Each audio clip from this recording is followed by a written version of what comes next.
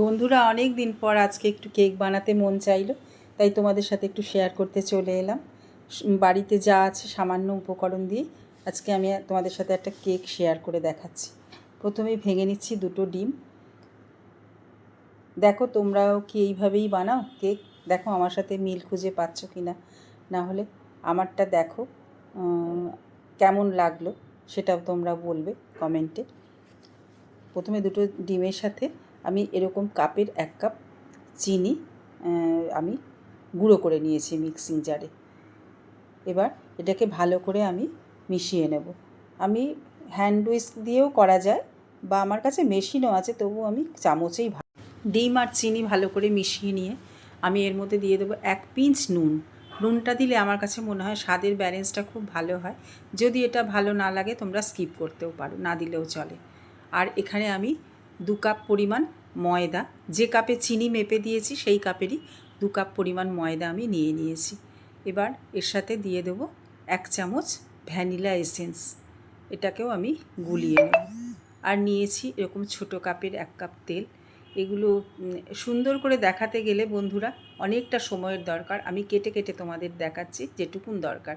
তেলটাও মিশিয়ে নিলাম, এবার ভালো করে মিক্সিং করে নেব। 2 কাপ ময়দা চেলে নিয়েছিলাম, তার সাথে 1 চামচ বেকিং পাউডার আর 1/2 চামচ বেকিং সোডাও আমি দিয়ে একসাথে মিক্স করে রেখে দিয়েছিলাম। এবার সব কিছু দিয়ে তার সাথে ওই ছোটো বাটির 1 বাটি আমুল স্প্রে দুধ আমি দিয়ে দিলাম, আর যেটুকুন প্রয়োজন সামান্য একটু জল দিয়ে দিয়ে ভালো করে মিক্স করে নিচ্ছি। একটা স্টিলের বাটিতে ঘি ব্রাশ করে নিয়ে বাটার পেপার পেতে নিয়ে ওই ব্যাটারটা, কেকের যে ব্যাটারটা তৈরি করেছিলাম সেটা ঢেলে দিয়ে একটু ট্যাপ ট্যাপ করে নিচ্ছি, যাতে ভেতরে কোনো বাতাস না থাকে। একটা হাঁড়িতে বেশ কিছুটা নুন বিছিয়ে দিয়েছি।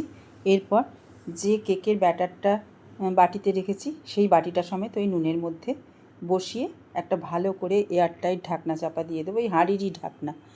একদম সহজ পদ্ধতিতে, খুব কম উপকরণে, কম খরচে আমি এই কেকটা বানাচ্ছি। তোমাদের ভালো লাগলে তোমরা আবার বানিয়ে দেখো এরকম।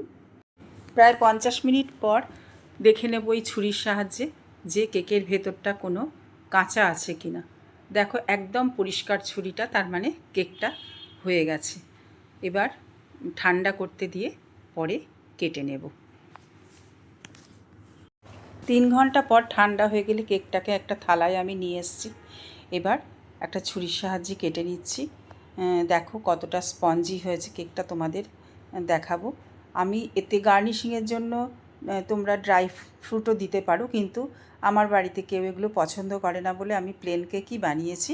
দরকার হলে তোমরা দিয়ে নিও। দেখো কেকটা কতটা স্পঞ্জি হয়েছে। বাড়ির বাচ্চা থেকে বুড়ো অবধি সবাই এই কেক পছন্দ করবে। তোমরা এইভাবে সহজ পদ্ধতিতে বানিয়ে খেয়ে দেখো।